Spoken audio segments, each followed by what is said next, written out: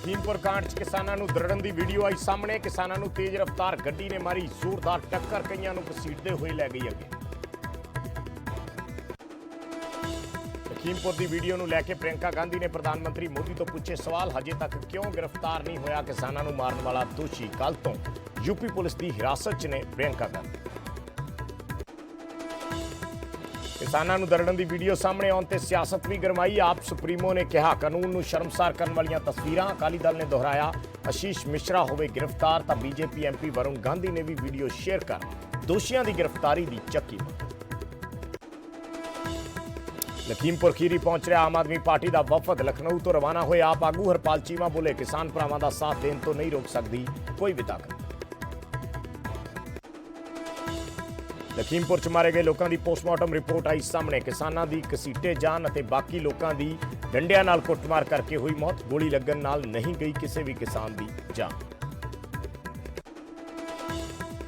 बहुत चर्चित drug case च हुण नवंबर की थां अक्तूबर च ही होएगी सुनवाई। 13 अक्तूबर की दित्ती तारीख। STF रिपोर्ट नूं खोलण की अर्जी हले भी विचार अधीन। CBI कोर्ट च ही होएगी रणजीत सिंह कतलकांड की सुनवाई। हाई कोर्ट ने केस ट्रांसफर करने की पटीशन की खारिज। रणजीत सिंह के बेटे ने CBI अदालत ते खड़े कीते सी सवाल। इस महीने च चौथी बार पेट्रोल डीजल दीयां कीमतां च होया इजाफा। तो अज पेट्रोल 25 पैसे ते डीजल 30 पैसे होया महंगा। देश के 26 सूबे पेट्रोल 100 दे पार।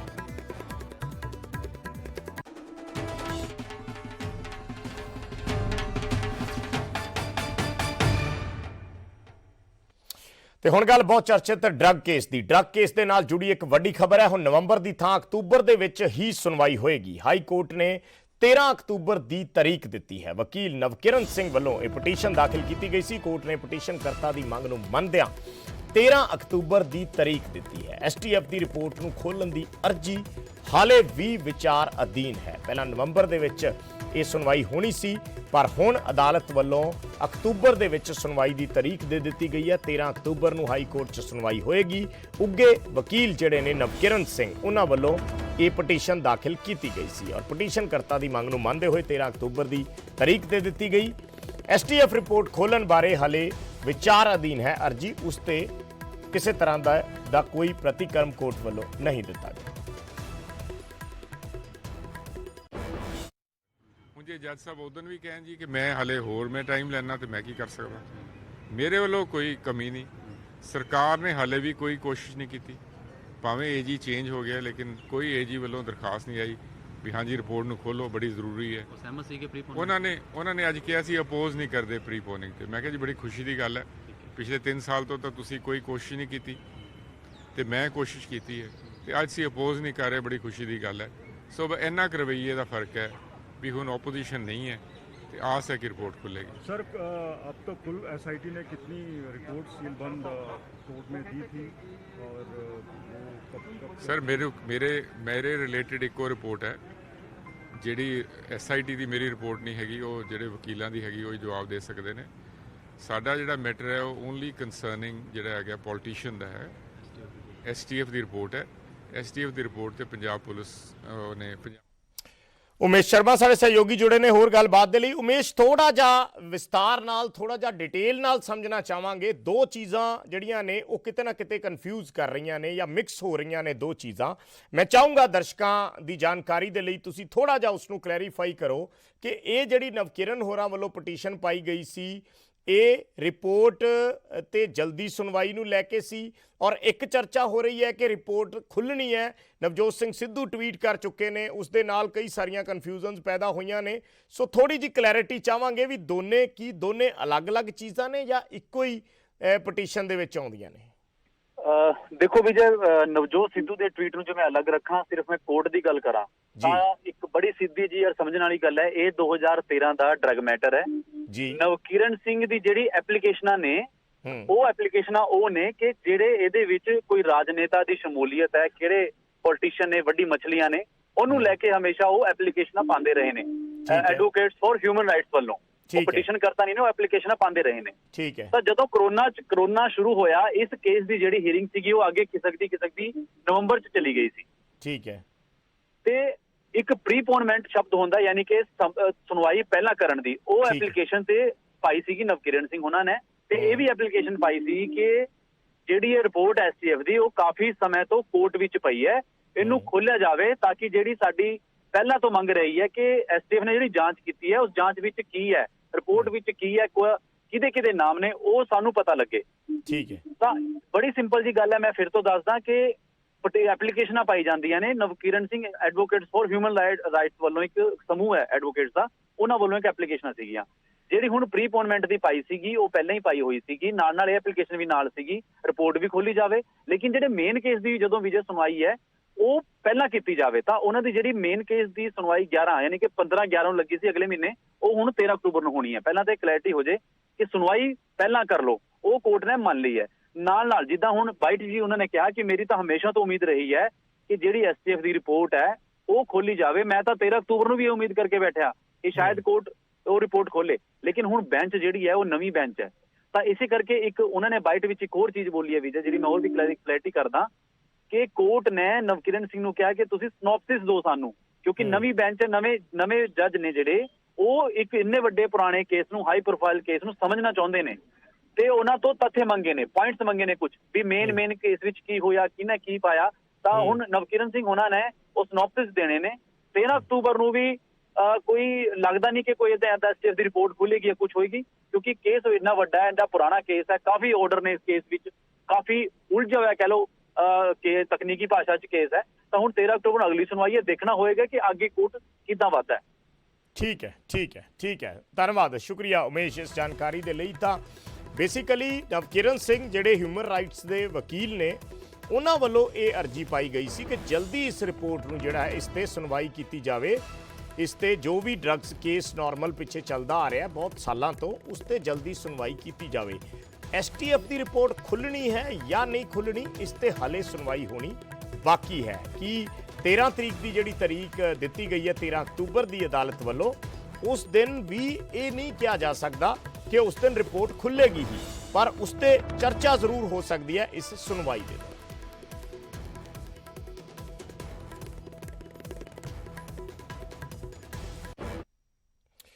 ਤੇ ਕੋਰਟ ਨਾਲ ਜੁੜੀ ਇੱਕ ਅਪਡੇਟ ਹੋ ਰਿਹਾ ਹੈ ਕਿ CBI ਕੋਰਟ ਦੇ ਵਿੱਚ ਹੀ ਰਣਜੀਤ ਸਿੰਘ ਕਤਲकांड ਮਾਮਲੇ ਦੀ ਸੁਣਵਾਈ ਹੋਏਗੀ। ਹਾਈ ਕੋਰਟ ਨੇ ਰਣਜੀਤ ਸਿੰਘ ਦੇ ਬੇਟੇ ਦੀ ਪਟੀਸ਼ਨ ਨੂੰ ਖਾਰਿਜ ਕਰ ਦਿੱਤਾ ਹੈ। ਰਣਜੀਤ ਸਿੰਘ ਦੇ ਬੇਟੇ ਦੀ ਪਟੀਸ਼ਨ ਸੀ ਕਿ ਪੰਚਕੂਲਾ CBI ਕੋਰਟ ਤੋਂ ਕੇਸ ਟ੍ਰਾਂਸਫਰ ਕੀਤਾ ਜਾਵੇ। ਇਸ ਮੰਗ ਨੂੰ ਲੈ ਕੇ ਇਹ ਪਟੀਸ਼ਨ ਦਾਖਲ ਕੀਤੀ ਗਈ ਸੀ ਰਣਜੀਤ ਸਿੰਘ ਦੇ ਬੇਟੇ ਵੱਲੋਂ, ਪਰ ਅਦਾਲਤ ਨੇ, ਹਾਈ ਕੋਰਟ ਨੇ ਰਣਜੀਤ ਸਿੰਘ ਦੇ ਬੇਟੇ ਦੀ ਇਸ ਪਟੀਸ਼ਨ ਨੂੰ ਖਾਰਿਜ ਕਰ ਦਿੱਤਾ ਹੈ। ਰਣਜੀਤ ਸਿੰਘ ਦੇ ਬੇਟੇ ਨੇ CBI ਕੋਰਟ ਤੇ ਕਈ ਸਵਾਲ ਚੱਕੇ ਸੀ, ਪਰ ਅਦਾਲਤ ਨੇ ਇਸ ਨੂੰ ਨਾ ਮੰਨਦੇ ਹੋਏ ਇਸ ਪਟੀਸ਼ਨ ਨੂੰ ਖਾਰਿਜ ਕਰ ਦਿੱਤਾ ਹੈ। ਉਹਨਾਂ ਨੇ ਕਿਹਾ ਹੈ ਕਿ ਪੰਚਕੂਲਾ CBI ਕੋਰਟ ਹੀ ਇਸ ਮਾਮਲੇ ਦੀ ਸੁਣਵਾਈ ਕਰੇਗੀ। ਦਰਅਸਲ ਡੇਰਾ ਸੱਚਾ ਸੌਦਾ ਦੇ ਸਾਬਕਾ ਮੈਨੇਜਰ ਸੀ ਰਣਜੀਤ ਸਿੰਘ, ਜਿਨ੍ਹਾਂ ਦਾ ਕਤਲ ਹੋ ਗਿਆ ਸੀ, ਔਰ ਇਹ ਮਾਮਲਾ ਚੱਲ ਰਿਹਾ ਹੈ CBI ਕੋਰਟ ਦੇ ਵਿੱਚ, ਔਰ ਡੇਰਾ ਮੁਖੀ ਗੁਰਮੀਤ ਰਾਮ ਰਹੀਮ ਇਸ ਦੇ ਵਿੱਚ ਨਾਮਜ਼ਦ ਹੈ।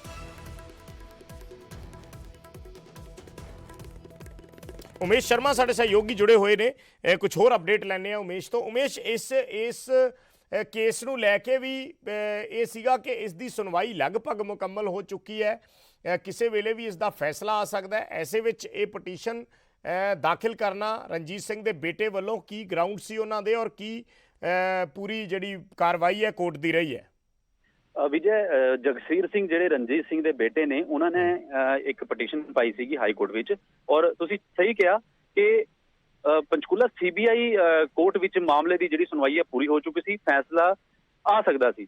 ਫੈਸਲੇ ਤੋਂ ਠੀਕ ਪਹਿਲਾਂ ਪਟੀਸ਼ਨ ਫਾਈਲ ਕੀਤੀ ਗਈ, ਔਰ ਪਟੀਸ਼ਨ ਵਿੱਚ ਇਹ ਕਿਹਾ ਗਿਆ ਸੀਗਾ ਕਿ ਉਹਨਾਂ ਨੂੰ ਇੱਕ ਕਹਿ ਲਓ ਐਪਰੀਹੈਂਸ਼ਨ ਹੈ, ਇੱਕ ਡਰ ਹੈ ਕਿ ਜਿਹੜੇ CBI ਦੇ ਜੱਜ ਨੇ ਉਹ ਕਿਤੇ ਨਾ ਕਿਤੇ ਇਨਫਲੂਐਂਸ ਵਿੱਚ ਨੇ, ਪ੍ਰਭਾਵਿਤ ਹੋ ਸਕਦੇ ਨੇ। ਔਰ ਜਿਹੜੇ ਗਰਾਊਂਡ ਦਿੱਤੇ ਗਏ ਸੀਗੇ ਉਹ ਬੜੇ ਇੱਕ ਕਹਿ ਲਓ ਕਿ ਅਜੀਬ ਵੀ ਸੀਗੇ, ਔਰ ਕੋਰਟ ਨੇ ਵੀ ਉਹੀ ਆਪਣੇ ਫੈਸਲੇ ਵਿੱਚ ਕਿਹਾ, ਮੈਂ ਉਹ ਵੀ ਦੱਸਾਂਗਾ। ਉਹਨੇ ਕਿਹਾ ਕਿ ਜੱਜ ਜਿਹੜੇ ਹੈਗੇ ਨੇ ਉਹ ਜਦੋਂ ਗੁਰਮੀਤ ਰਾਮ ਰਹੀਮ ਦੀ ਪੇਸ਼ੀ ਹੁੰਦੀ ਹੈ ਉਹਨਾਂ ਨੂੰ ਸੰਤ ਜੀ ਕਹਿ ਕੇ ਬੁਲਾਉਂਦੇ ਨੇ, ਤੇ ਉਹਨਾਂ ਦੇ ਹਾਵ ਭਾਵ ਤੋਂ ਲੱਗਦਾ ਕਿ ਕਿਤੇ ਨਾ ਕਿਤੇ ਇਨਫਲੂਐਂਸ ਹੈ, ਸਾਨੂੰ ਇਨਸਾਫ ਨਹੀਂ ਮਿਲ ਸਕਦਾ। ਤੇ ਹੁਣ ਹਾਈ ਕੋਰਟ ਨੇ ਖਾਰਿਜ ਕਰਤੀ ਹੈ ਉਹਨਾਂ ਦੇ ਬੇਟੇ ਦੀ ਜਿਹੜੀ ਡਰ ਸੀਗਾ ਜਾਂ ਐਪਲੀਕੇਸ਼ਨ ਸੀਗੀ ਵੀ ਇਹ ਟ੍ਰਾਂਸਫਰ ਕਿਸੇ ਹੋਰ CBI ਜੱਜ ਕੋਲ ਕੀਤਾ ਜਾਵੇ। ਹਾਈ ਕੋਰਟ ਨੇ ਸਾਫ਼ ਕਿਹਾ ਕਿ ਜਿਹੜਾ ਪਟੀਸ਼ਨਰ ਦਾ ਡਰ ਹੈ ਇਹ ਇਮੈਜਿਨਰੀ ਹੈ, ਯਾਨੀ ਕਿ ਖਿਆਲਾਂ ਵਿੱਚ ਹੈ, ਖੁਆਬਾਂ ਵਿੱਚ ਹੈ। ਇਹ ਸਾਫ਼ ਕਿਹਾ ਹਾਈ ਕੋਰਟ ਨੇ ਆਪਣੇ ਉਹਦੇ ਵਿੱਚ, ਇਹ ਇਮੈਜਿਨਰੀ ਹੈ, ਔਰ ਕੋਈ ਇਹਦੇ ਵਿੱਚ ਖਾਸ ਕੋਈ ਐ ਨਹੀਂ ਹੈ ਕਿ ਆਪਣੇ ਆਪ ਤੁਸੀਂ ਕੋਈ ਚੀਜ਼ ਸੋਚ ਲਈ, ਆਪਣੇ ਆਪ ਇੱਕ ਅੰਦਰ ਇੱਕ ਭੈ ਬਿਠਾ ਲਿਆ। ਉਹ ਇਸ ਕਰਕੇ ਪਟੀਸ਼ਨ ਸਟੈਂਡ ਨਹੀਂ ਕਰਦੀ ਜੀ ਵਿਜੇ। ਔਰ ਹੁਣ ਇਹ ਆਪਾਂ ਜਿਹੜੀ ਪੈਂਡਿੰਗ ਹੈ ਪੂਰੀ ਸੁਣਵਾਈ ਤੋਂ ਬਾਅਦ ਫੈਸਲਾ, ਉਹ ਸਮਝ ਸਕਦੇ ਹਾਂ ਵੀ ਜਲਦੀ ਆ ਸਕਦਾ ਹੈ ਉਮੇਸ਼? ਬਿਲਕੁਲ ਵਿਜੇ, ਕਿਉਂਕਿ ਜਦੋਂ ਹਾਈ ਕੋਰਟ ਦਾ ਫੈਸਲਾ ਆ ਜਾਂਦਾ ਤਾਂ ਥੱਲੇ ਅਦਾਲਤ ਨੂੰ ਵੀ ਇੱਕ ਉਹ ਮਿਲ ਜਾਂਦਾ ਹੈ, ਇੱਕ ਅੱਗੇ ਵਧਣ ਵਾਸਤੇ ਇੱਕ ਰਾਹ ਮਿਲ ਜਾਂਦੀ ਹੈ, ਤੇ ਥੱਲੇ ਸੀਬੀਆਈ ਕੋਰਟ ਨੇ ਆਪਣਾ ਫੈਸਲਾ ਸੁਣਾਉਣਾ ਹੈ। ਹੁਣ ਉਹ ਫੈਸਲਾ ਕਦੇ ਵੀ ਆ ਸਕਦਾ ਹੈ, ਆਰਡਰ ਅੱਜ ਆ ਚੁੱਕੇ ਨੇ, ਔਰ ਮੈਨੂੰ ਲੱਗਦਾ ਕਿ ਸੀਬੀਆਈ ਕੋਰਟ ਜਿਹੜੀ ਹੈ ਉਹ ਕਦੇ ਵੀ ਫੈਸਲਾ ਸੁਣਾ ਸਕਦੀ ਹੈ। ਠੀਕ ਹੈ, ਧੰਨਵਾਦ ਇਸ ਜਾਣਕਾਰੀ ਦੇ ਲਈ। ਤਾਂ ਕਦੇ ਵੀ ਸੀਬੀਆਈ ਕੋਰਟ ਜਿਹੜੀ ਹੈ ਉਹ ਫੈਸਲਾ ਸੁਣਾ ਸਕਦੀ ਹੈ, ਕਿਉਂਕਿ ਇੱਕ ਪਟੀਸ਼ਨ ਇਸ ਦੇ ਵਿੱਚ ਦਾਖਲ ਹੋ ਗਈ ਸੀ ਇਸ ਵਿਚਾਲੇ ਕਿ ਇਸ ਨੂੰ ਦੂਸਰੀ ਅਦਾਲਤ ਦੇ ਵਿੱਚ ਟ੍ਰਾਂਸਫਰ ਕੀਤਾ ਜਾਵੇ ਕੇਸ ਨੂੰ, ਪਰ ਹਾਈ ਕੋਰਟ ਨੇ ਅੱਜ ਇਹ ਪਟੀਸ਼ਨ ਖਾਰਿਜ ਕਰ ਦਿੱਤੀ।